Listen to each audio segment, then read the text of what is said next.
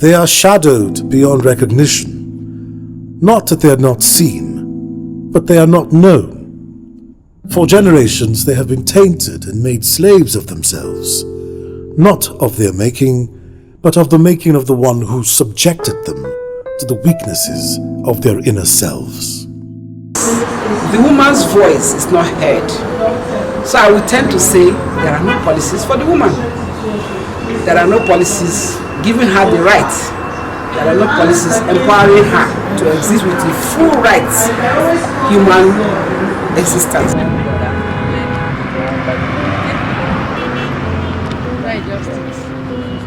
Women and girls have often been reduced to spectacles of the whims of violent, overpowering men. This is more prevalent in African societies. They have become slaves because they lack vigor, the pertinence and the zest. But most importantly, they have become slaves because they have no voice.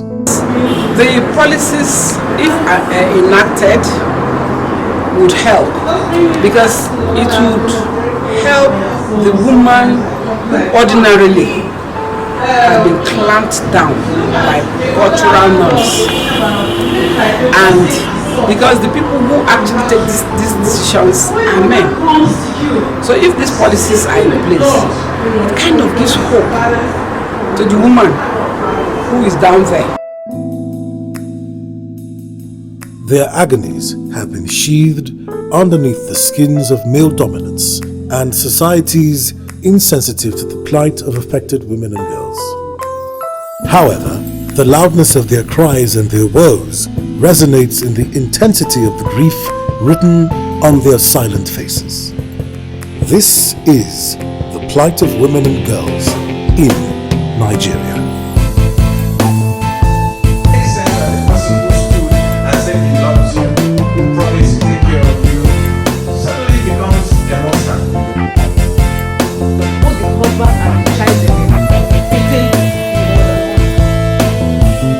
Children live what they see. They see what happens to them.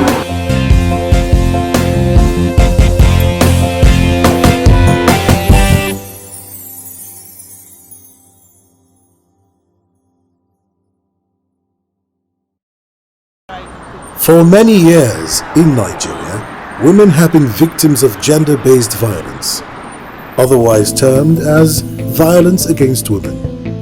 They are either attacked at home by their husbands, male lovers or relatives, or outside the home by rogues on the street or even fellow workers in the office.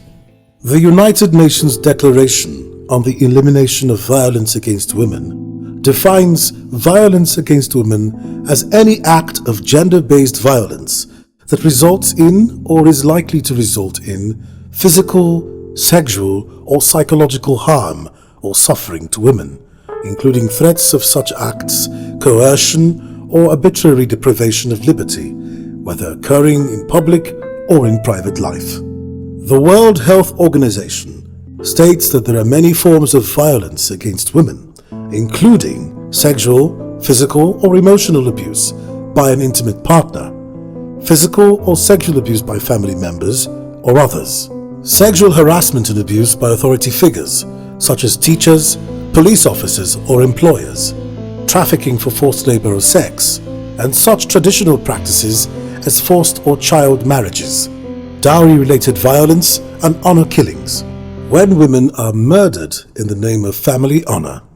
Systematic sexual abuse in conflict situations is another form of violence against women. This violence is a menace in the global society. In Africa, Nigeria inclusive, the incidence is high. Daily, women and girls face loads of gender-based violence in our society, yet they silently cover their experiences to avoid stigmatization or protect the image of their families. Most ladies, they will just come to the station. They don't want you to make it public. They want it private. They are afraid. They don't want people to victimize them. They will just come report and they don't want to follow up the case. They are ashamed and they are afraid of what people will say about them. Reports at some judiciary institutions in Abuja Municipal Area Council indicate several cases of violence against women and girls. Unfortunately, most of these cases are kept silent. You know, when some of them come out to talk, they feel they're going to, they feel embarrassed.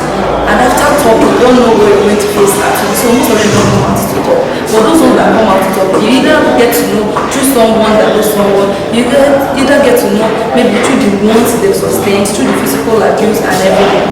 Rape is a devastating form of gender-based violence, but in Nigeria, rape cases rarely see the light of the day. This is worse in northern Nigeria. The penal code that governs northern Nigeria places more emphasis on the role of a witness in a rape case than on the welfare and protection of the victim. Most incidences of rape do not take place where there would be witnesses. In the very rare occasions where there are witnesses, they are often unwilling to testify in court. They report such cases to police station, and police station, they're saying that most of them, they don't charge the issue to court because it's family affairs, it's being regarded as family issue. Some maybe community leaders, some family heads will come and say let it die there. So most of the cases, they don't even go out of the police station. Most of the cases are not being reported. There is a consensus amongst relevant authorities, including the Abuja Municipal Area Council, Social Welfare Department, and some district heads in Abuja, that there is an increase in violence against women cases. Formerly, we receive these cases of violence against women once in a while, but nowadays it's too frequent. Within a year, we might record up to like 15 to 20 cases of violence against women. In the FCT, most cases are settled out of court, but in impossible situations, the parties are referred to the National Human Rights Commission for further action. Data from the Karu and Garki village police stations reveal that only few cases of violence against women are ever charged to court. Within the National Human Rights Commission, we have received maybe over 200 cases. We receive over 200 cases in a year, coming from the head office in the FCT here about that. Data from the World Health Organization, the London School of Hygiene and Tropical Medicine, and the South African Medical Research Council show that globally, 35.6% of women have ever experienced either non-partner sexual violence or physical or sexual violence by an intimate partner, or both. Worldwide, up to 50% of sexual assaults are committed against girls under 16. An estimated 150 million girls under the age of 18 suffered some form of sexual violence in 2002 alone. In Nigeria, under the Constitution, women are protected from discrimination, but customary and religious laws, including the Sharia law in the 12 northern states, restrict women's rights in practice. There are a number of legal provisions protecting women from violence, strengthened by the recently Violence Against Persons Prohibition Act 2015. Rape is widespread. Societal pressure and the stigma associated with rape reduced the percentage of rapes reported and the penalties imposed for conviction. Domestic violence against women is widespread, underreported, and is often considered socially acceptable. Surveys undertaken in 2012 and 2013 indicated that around 30% of women had experienced some form of physical, sexual, or emotional domestic violence. In Abuja, there has been increase in the rate of reported cases. I would say it has increased based on the data we have in the investigation department in the Human Rights Commission. I would say it has increased, but on the other hand, reportage has also increased. Whereas in about 10 cases of violence against women, only one woman spoke up maybe about 10 years back. Now we have about 4 women speaking up. Maybe that is why it now seems as if it has risen. But the general, the general picture is as if it has risen because we are getting to hear about it more. The causes of domestic violence against women are of many schools of thought. Some hold that the psychological status of perpetrators is a factor. They consider personality traits and mental characteristics of these offenders, sudden bursts of anger, poor impulse control, and poor self-esteem.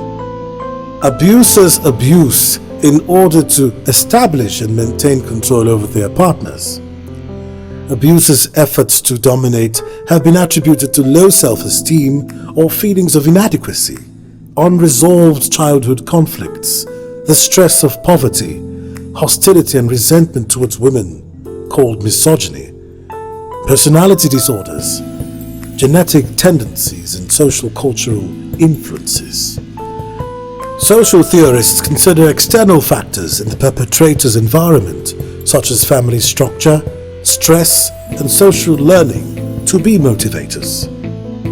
Abuse observed or experienced as a child is also a factor considered. The psychological profile of men who abuse their wives argue that they have borderline personalities that are developed early in life. If one observes violent behavior, one is more likely to imitate it. If there are no negative consequences and the victim also accepts the violence with submission, then the behavior will likely continue. Many cases of domestic violence against women occur due to jealousy when the spouse is either suspected of being unfaithful or is planning to leave the relationship. Violence is not always caused by stress, but it may be one way that some people respond to stress. Couples in poverty may be more likely to experience domestic violence due to increased stress and conflicts about finances and other aspects. Most authorities seem to agree that abusive personalities result from a combination of several factors to varying degrees. Sometimes the causes might lead to maybe ignorance, illiteracy, or frustration from the man can lead to violence in the home. The effects of gender-based violence are numerous, except for the immediate visible evidence, such as bruises and injuries from the attacks. Most adverse health and social outcomes are often not seen. Research has shown that prolonged or acute stress can lead to mental disorders, chronic illnesses, and even compromise the immune system, predisposing for the spread of cancer and other viral infections. Sustained and acute elevated stress levels have also been linked to cardiovascular disease, hypertension, gastrointestinal disorders, chronic pain, and the development of insulin-dependent diabetes. Violence against women also leads to genital trauma. While they battle with the emotional and psychological trauma, they also have to battle with other physical trauma, such as that of their genitals. Violence against a pregnant woman can trigger premature labor, delivery of low birth weight infants, and even pregnancy loss. The agency has seen a high influx of cases based on gender-based violence, cases of incest, cases of rape, of juveniles, and the agency has been prosecuting them. Intimate partner violence can often lead to unwanted pregnancies, abortions, HIV, and other sexually transmitted infections. Psychologically, victims of intimate partner violence revert to abuse of some sort, such as the use of alcohol, abuse of prescription medication, tobacco or other drugs. Depression and suicidality are tied to the feeling of being worthless. The controlling behaviors of many men, often associated with physical and sexual violence, also involves the limiting of his female partner's social and family interactions and being suspicious of her unfaithfulness. These greatly affect the woman's social interactions and sense of prestige in the society. In this particular one, it was both the husband and the child that were beating the mother. You understand? I called the three of them. Fortunately enough, after like 2 weeks and some days, the woman appeared at the police station, gave me her statement, which I incidented the case. The effects of violence against women are endless. As the days go by, new negative consequences emerge. While the ugliness of violence against women is evident, there is a need for intervention. What about justice? What about a woman having the kind of security that will ensure her safety inside the walls of her home as well as outside? We take her to hospital first for medical attention, and we make sure we save life. Everybody is participating. When we are done with that, we bring her back. Whoa. We make sure we arrest the violence against men and the offender in the Nigerian context. Against the victim. And when you write it down, one person. Women and girls in Nigeria have several times run to the seats of justice, only for justice to go further away from these victims. I used to feel sad to see that it's like the law of this country is protecting the offenders. Sometimes we charge them to court, they'll come back to the street and commit the same offense. I used to feel bad as a police officer. For this reason, the Inter-Community Development Society, IDS, a non-governmental organization supported by Justice for All of the UK Department for International Development, has been working tirelessly to be the voice of these voiceless ones by bringing justice to their doorsteps through their interventions. Over the years, IDS has been working with many development partners, including the Federal Ministry of Women Affairs and Social Development. The NGO has the zero tolerance to violence against women as one of its major focuses. To achieve this, it has the following aims. 1. To ensure justice service providers timely arrest and prosecute perpetrators of gender-based violence. 2. To establish support and guidance for violence against women victims, to forward their cases to relevant authorities. 3. To work with civil society organizations in advocacy for the implementation of violence against women policies. 4. To create awareness amongst women and girls on their rights to live free of sexual and gender-based violence. Recently, and in times past, IDS has been a voice for the timid and ill-informed in Abuja. IDS is currently working with Justice for All, a UK Department for International Development, as DFID project in Nigeria, aimed at addressing the issue of violence against women.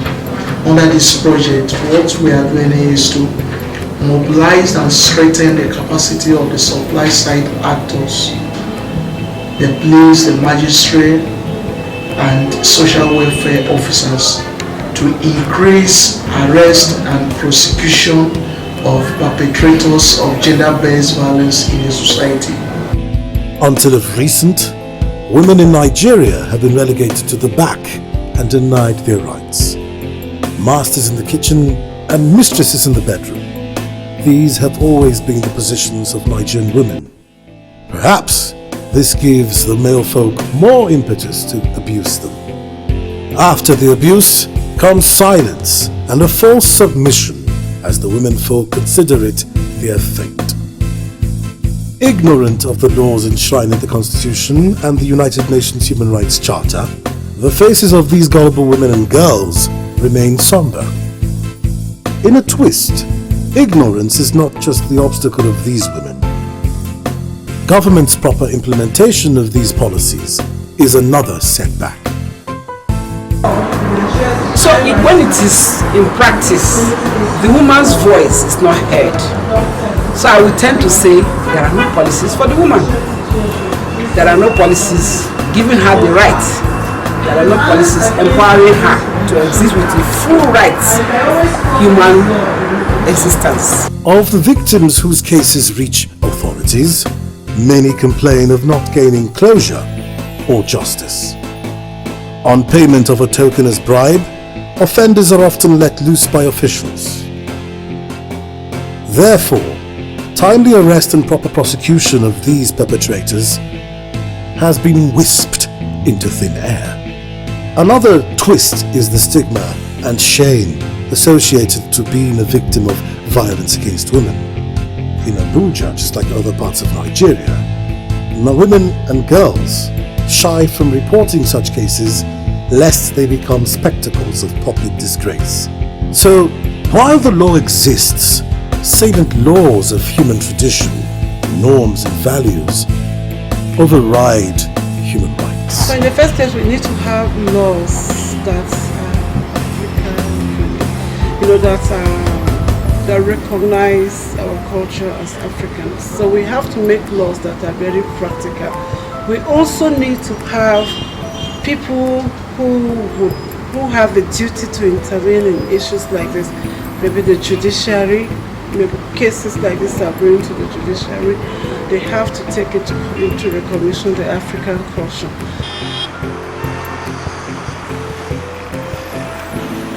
The same society that is supposed to support and protect victims of violence against women becomes the very one crucifying them.